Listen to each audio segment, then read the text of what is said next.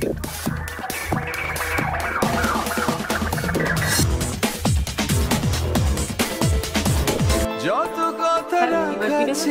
খবর নিয়ে আপনাদের এই মুহূর্তে রয়েছে আমি রিপোর্টার কুলসুম। বন্ধুরা, সুপারস্টার শাকিব খান এবং ঢালিউড কুইন অপু বিশ্বাসের মধ্যে এখনো চলছে তাদের একই সঙ্গে ঘর বাড়ি এবং সংসার।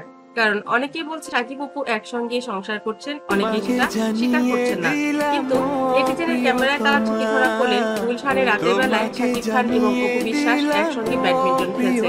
আমরা জানি ব্যাডমিন্টন খেলা অপু বিশ্বাসের একটি প্যাশন এবং সুপারস্টার শাকিব খানও সুযোগ পেলেই ব্যাডমিন্টন খেলেন।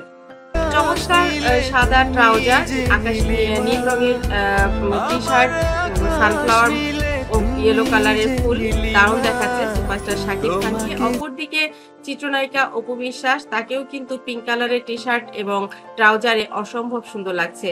এই জুটিকে আসলে আমরা সবসময় যেভাবেই দেখি না কেন আমাদের কাছে কিন্তু অসম্ভব ভালোই লাগে।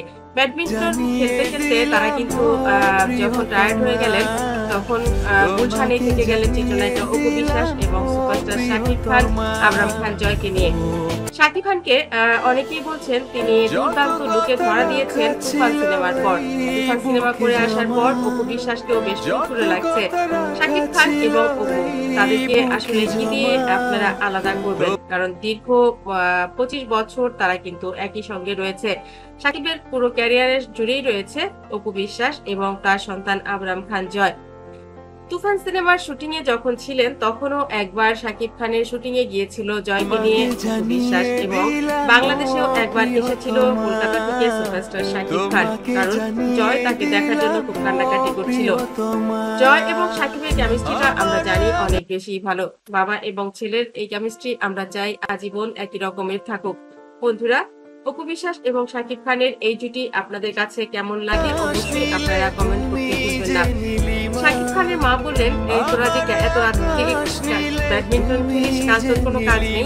বিশ্বাস বললেন, মা তুমি আজ রাতে খুব কষিয়ে একটা হাঁসের মাংস রান্না করো তো, আর চিতই পিঠা। তোমার হাতে হাঁসের মাংস আর চিতই পিঠা দারুণ জমে যাবে।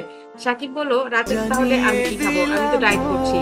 আর তুমি তো নতুন সিনেমা করবে ঈদের পরে, তুমি ফিটনেস ঠিক রাখতে হবে। তুমি আমার মাকে চিতই পিঠা হাঁসের মাংস কেন বানাতে বললে? তুমি এগুলো খাও। অপু বলেন, একদিন খেলে কিছু হয় না। শাকিব বলেন, একদিন করেই তুমি গেইন করছো।